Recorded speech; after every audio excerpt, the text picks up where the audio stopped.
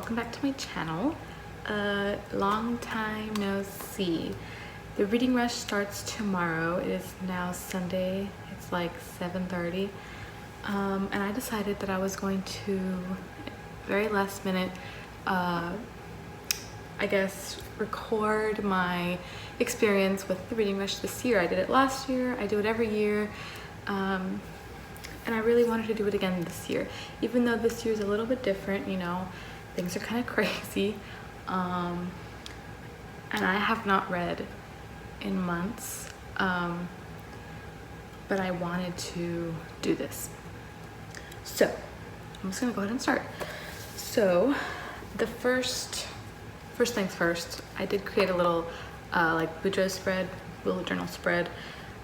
So the first challenge is to read a book matching the color of your birthstone. So for that, I chose Magic and Macaroons by Bailey Cates. My birthstone is turquoise. I'm a December baby, and that's turquoise right there. This is a cozy mystery. One thing that I discovered at the end of last year and, you know, throughout this year, are cozy mysteries. I always used to walk by the cozy mystery section and kind of make fun of the titles. But then I read one. This is actually the only series I've read. This is book, I think it's book 5. It might be book 4 though, I'm not sure. I think it's book 5. In her, what is this? A magical mystery, magical bakery mystery. And so this series is about a woman who is a witch. She actually finds out she's a witch during the series, and she owns a baking shop with her aunt, and they solve mysteries, and it's amazing. It's really cute. It's obviously really cheesy, but it's very cozy. And I feel like if you are kind of like thrown off by the cover and it's, you know, silly titles, just give it a shot, and then I think you will really enjoy it. So this is going to be my first book, or at least the first challenge that will fulfill this one. Okay, next is to read a book that starts with the word "the." So for that, I chose The School for Good and Evil by Soman Chainani. This is a middle grade fantasy. One thing that I have been wanting to work up to is reading more middle grade. I don't read enough of it, and it's really there's something very like familiar about it. I don't know what it is, but I really have been enjoying it. I've read a couple of series last year and this year, and so this is one that I heard getting talked about a couple years back, and I always had it in my head and I wanted to try it out. So this will cover read a book that starts with the word "the," and also read your least read genre, I think it's your least read genre or a genre that you want to read more of, and that would definitely be middle grade for me.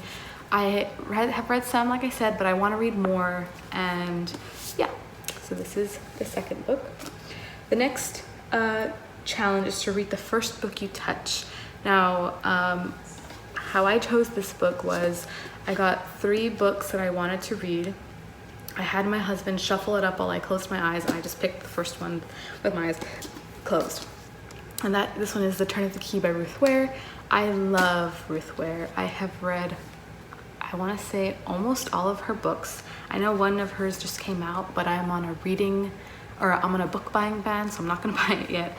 But yeah, I've heard this one has kind of spooky elements, so that will be interesting. I'm kind of maybe a little scared, but I don't really read much horror, but I've read like one,